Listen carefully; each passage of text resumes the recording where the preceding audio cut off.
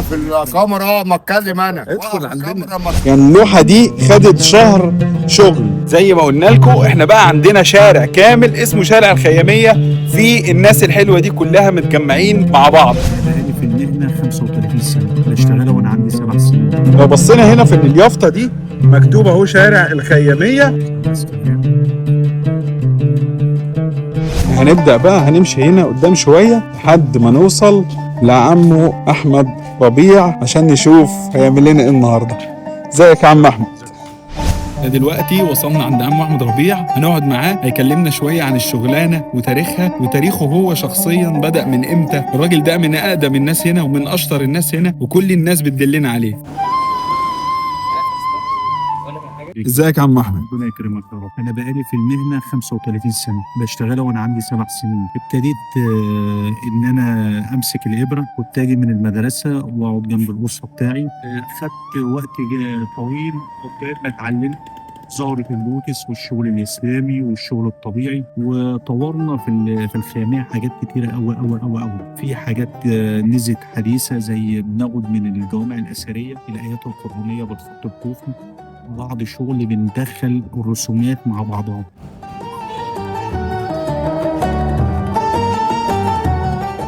في شغل نازل حديث اسمه الشغل الرومي، ده تركيبات فوق بعضها. الشغل الرومي ده من اجمل الشغل في شغل الخياميه. باول خطوه عندنا عم احمد بيعملها وبيعلمها لنا ان احنا هنجيب قماشه بيضه وهنخطط عليها بالقلم الرصاص. انا هبدا الوقت ارسم لكم رسمه، ده اسمه دك. بنجيب حته القماشه دي، الاساسيات بتاع الشغل. يعني احنا ممكن نعمل اي رسمه كده من وحي الخيال، نجيب حاجه زي كده مثلا.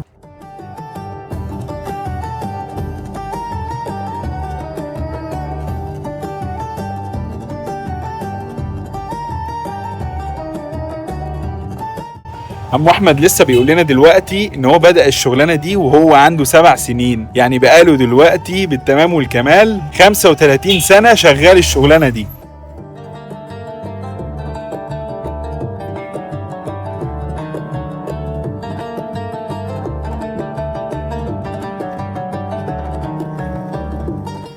احنا نتمنى ان الشباب المصريه تتعلم الحرفه دي، ان الحرفه دي من اجمل المهن زي ما قلت لك في مصر كلها وفي العالم، ولا الخياميه.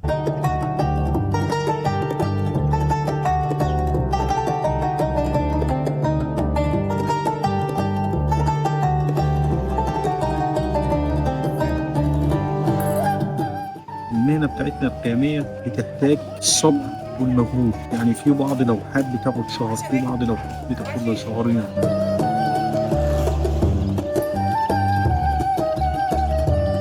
النهارده الشباب والاجيال اللي بتاع اليومين دول عاوز يروح يشتغل على ميكروباص، على يشتغل في شركه، يعني حاجه سهله جدا جدا ويجيب منها الفلوس اسهل ما يمكن.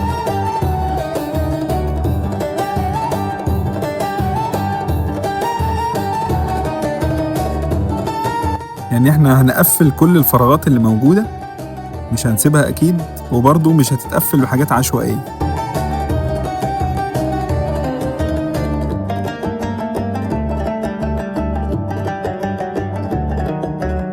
هندخل دلوقتي على المرحله الثانيه او الخطوه الثانيه وهنشوفها دلوقتي مع عم احمد وهيقول لنا هنعمل ايه. هنبدأ بعد كده دلوقتي ان احنا بنجيب قماشات صغيرة من الوان معينة، بنبدأ احنا نحددها ونبدأ نحدد او نحطها على قد المكان اللي حددنا فيه هنا بالقلم الرصاص، ونخيطها واحدة واحدة علشان تكتمل معانا وتعمل لنا الاشكال الروعة دي.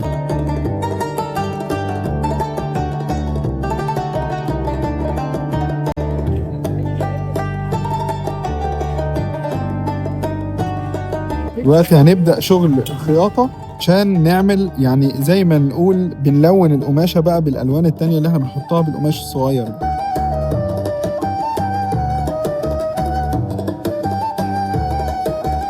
من الحاجات اللي بتتعمل بالإيد بتدي روح وجمال، حاجات جميلة جدا جدا جدا، غير القماش الطباعة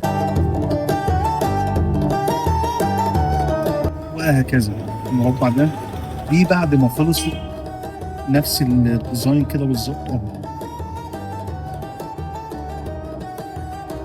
هنشوف دلوقتي برضو لوحات، يعني عم احمد هيقول لنا دلوقتي كام لوحه خدت وقت قد ايه. قول لنا كده عم احمد، شاور لنا على لوحه وقول لنا زي دي اسمها لوحه عنقود العنب. يعني اللوحه دي خدت شهر شغل. في شغل زي كده بياخد يوم او يومين تخطيط وتطريز وخياطة، وفي شغل زي كده ممكن ياخد يومين 3 وممكن 4 واسبوع كمان على ما بيخلص. في شايفين كمان شغل هنا يعني رهيب. هنا شايفين اللوحة دي لوحة بالخط الكوفي الهندسي، فيها آية الكرسي كاملة بالخط الكوفي الهندسي. شايفين هنا لوح فيها آيات الحمد لله رب العالمين، فالله خير حافظا وهو أرحم الراحمين. شايفين هنا وهنا ما شاء الله في كل حتة حاجات مبهرة. يعني الشغل ده مش مطبوع زي ما قلنا، ولا هو قالب محطوط او حاجة، لا ده قماش اهو، قماش وكل دي قطع متخيطة ومتطرزة بخيوط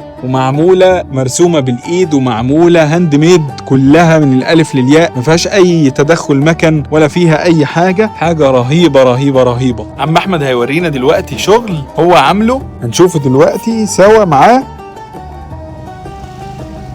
دي نموذج لشجرة الحياة، فيها ما شاء الله عصافير اهي، ورود وعصافير ملونة وشجرة فروع وورق. يعني دي ما يتقالش عليها قماشة يا جماعة، دي لوحة 15 يوم تقريبا متواصل علشان تطلع اللوحة الفنية دي. هنشوف دلوقتي كمان نموذج تاني، دي بالعرض، ده تقريبا بحر او مية، منظر للمية، وهنا منظر لسمك شايفينه اهو، اخطبوط، بجد تحسها واقعية وحقيقية كده. تقريبا 20 يوم علشان تطلع علينا اللوحة دي. في كمان اللوحة دي منظر من أحد الصوفية اللي بيرقص رقصة التنور الشهيرة بتاعة الصوفية، لسه بتترقص لحد النهاردة في التكية المولوية هنا في القاهرة. حاجة روعة وتفاصيلها مبهرة والله. الشغل ده زي ما هو بدأ على الخيام عشان يتحط على الخيام وكده، ما بقاش دلوقتي على الخيام بس، ممكن تعمل بيه مفارش، ممكن تعمل بيه ستاير، ممكن يتعمل فيه حاجات للمخدات، ممكن كمان بيعملوه على الجواكت، على الهدوم، على الشنط، على كل حاجة حرفيا.